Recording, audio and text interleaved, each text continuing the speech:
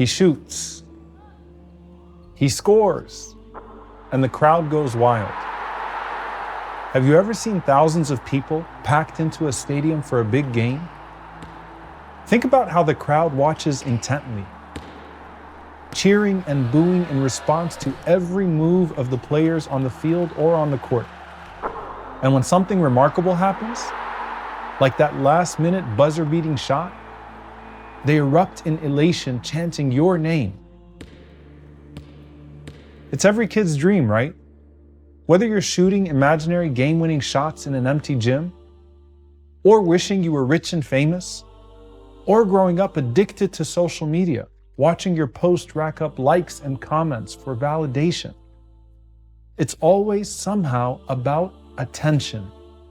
We're wired to crave it. Think about this common theme in therapy. I want to be seen. I want to be heard. I want to be felt. But by who and how? What if I told you that you already have an audience that no stadium, no movie screen, no social media following could ever rival? Everything is watching you. Above you, around you, below you, beyond you. Your soul commands an audience of millions and billions of creatures, and your whole world is actually just a stage.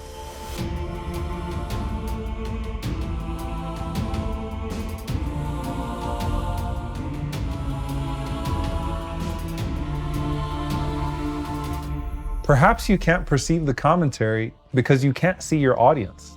And that's because you're human and you're still in dunya. Our perception as human beings is actually very limited compared to the creation around us. Think about an eagle that can see 8 times better than us, meaning they could see a rabbit from 3 kilometers away. You have bees that can see an ultraviolet light, which means they can see patterns on flowers that we don't even know exist. You have cats that can see in light levels 6 times lower than what humans can even detect. And then you have sharks that can smell a single drop of blood in 25 gallons of water. What if we could see, smell, and hear like those creatures? And think about when the Prophet ﷺ says, when you listen to the crowing of the rooster, ask Allah for His favor as that rooster just saw an angel. And when you listen to the braying of the donkey, seek refuge in Allah from the shaitan, for that donkey has just seen a shaitan. He also said that all of these creatures hear the punishment of the grave except for us. Allah spares us out of mercy. I want you to think about how hard it is to function now when we hear the cries of the dying through our screens. Imagine if we could hear the cries of the actual dead from the cemeteries. Think about if we could hear our own family and friends who have passed away maybe shouting from their graves. We would be completely paralyzed.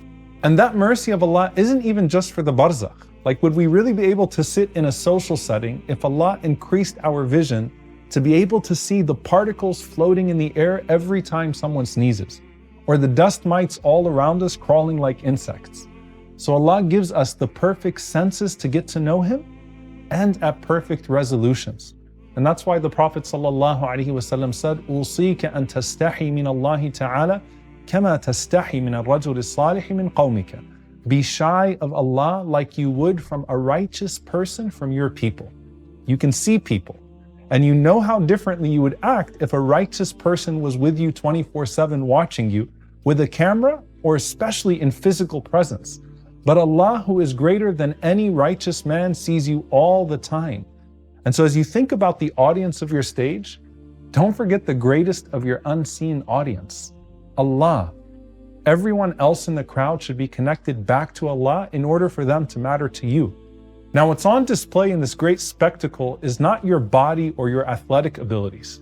It's your soul and what it inclines towards. In the crowd, there are angels that are watching you and cheering you on, alongside devils that are heckling you.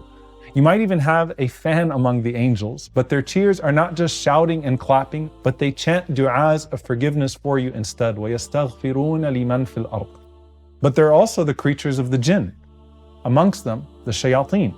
Some of them have loud conversations right next to you that you can't hear at all. And Allah says, إِنَّهُ يَرَاكُمْ هُوَ وَقَبِيلُهُ مِنْ حَيْثُ لَا تَرَوْنَهُمْ. Surely He and His troops see you from where you cannot see them.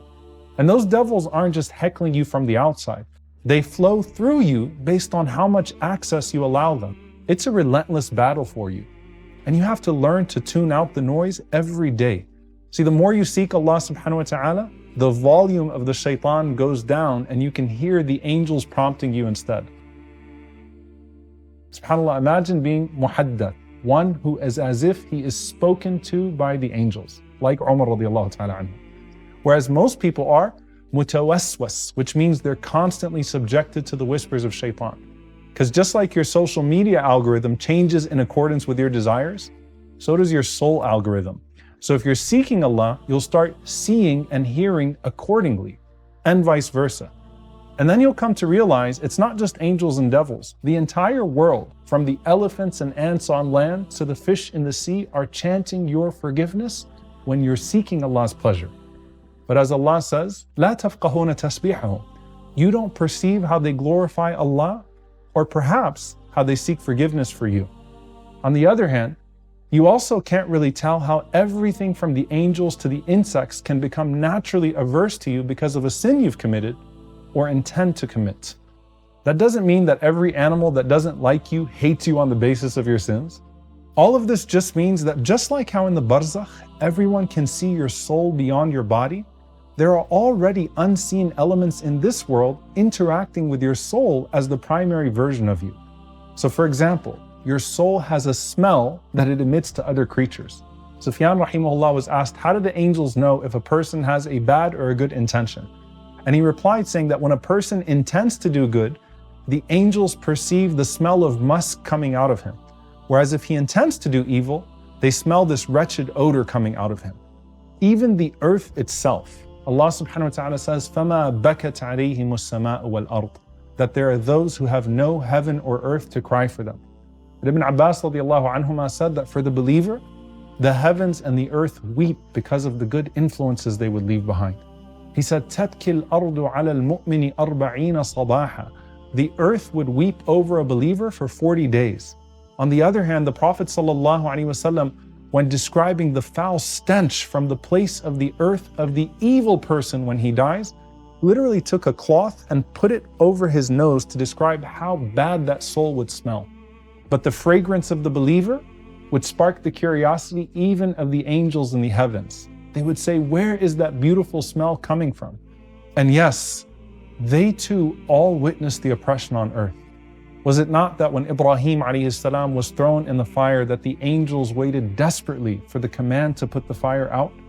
And that even the frogs tried to carry water in their mouths to extinguish that fire? But Allah had a plan telling the fire itself to be cool and peaceful for Ibrahim.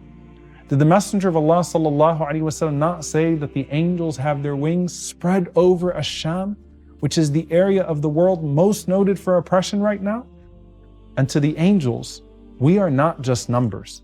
You know, subhanAllah, I think of this narration of Imam Ahmad rahimahullah when he was being tortured. There was a man who said, I thought about Imam Ahmad, his patience as he was being whipped and how he showed all this strength in spite of his physical weakness. Then I wept.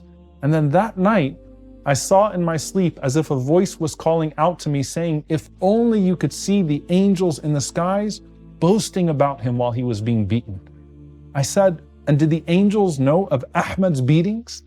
The voice responded, there wasn't a single angel in the heavens except that it has witnessed over him while he was being beaten. How many angels witnessed the burning of the young Hafiz of Quran named Sha'ban in Gaza? They know what we're going through. Everyone around us does. But do you know who also gets our news? Our loved ones in the Barzakh.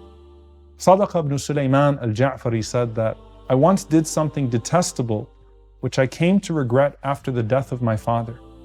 I committed a sin, and then I saw my dead father in a dream where he said to me, my son, I could not have been happier when we considered your deeds to be those of the righteous. However, I was highly ashamed of you on one occasion. So do not disgrace me again in front of the other believers who are also dead. His neighbor said that every day after that, we would hear Sadaqah making dua from his home every single night in his qiyam. O rectifier of the righteous, O guide of the misguided, and O merciful to the sinners. Grant me a beautiful return to you from which I never return back to what caused me shame. In one narration by Anas radiallahu ta'ala anhu, the Prophet ﷺ said, your deeds are presented to your close relatives who have passed away. If your deeds are good, they celebrate. And if they're not good, they say, Allahumma la tumithum hatta tahdiyahum kama hadaytana. Oh Allah, do not cause them to die until you have guided them, just as you had guided us. This is the wish of the righteous before us. And our news reaches them without the propaganda of the devils. And I wonder how the news of the free Palestine and Al-Aqsa will be received by all of the shuhada before, inshaAllah. I wonder how happy Khadija radiallahu anha was to hear about Fatih Mecca. And I also wonder how the Prophet ﷺ feels about our efforts or lack thereof today. It's narrated that Abbad ibn Abbad once visited Ibrahim ibn Salih rahimahullah while he was the Amir of Palestine. And Ibrahim said to him, advise me. So Abbad said to him, your deeds are presented to the dead, and amongst them, the Prophet ﷺ. On that alone, Ibrahim wept until his beard was soaked with his tears. I wonder what it was like when Ibrahim died, and maybe he met the Prophet ﷺ himself. See, entering the Barzakh is like going backstage after it's all over, or meeting the spectators and hearing what they were saying about you all along. But you don't want to wait till then to figure it out. Ask yourself now, who are you to all of those who are watching you? What does the Prophet ﷺ think about you right now? What does he think about the state of our ummah? Is it the angels who boast about you, or the devils who boast about what they've done to you? And what do the dead say about you? What have your loved ones who have preceded you into the Barzakh heard about your deeds? Do they have a different opinion about you than all of those around you now? What's your reputation in a realm you have yet to enter? لعلي أعمل صالحا فيما تركت كلا إنها كلمة هو قائلها ومن ورائهم برزخ إلى يوم يبعثون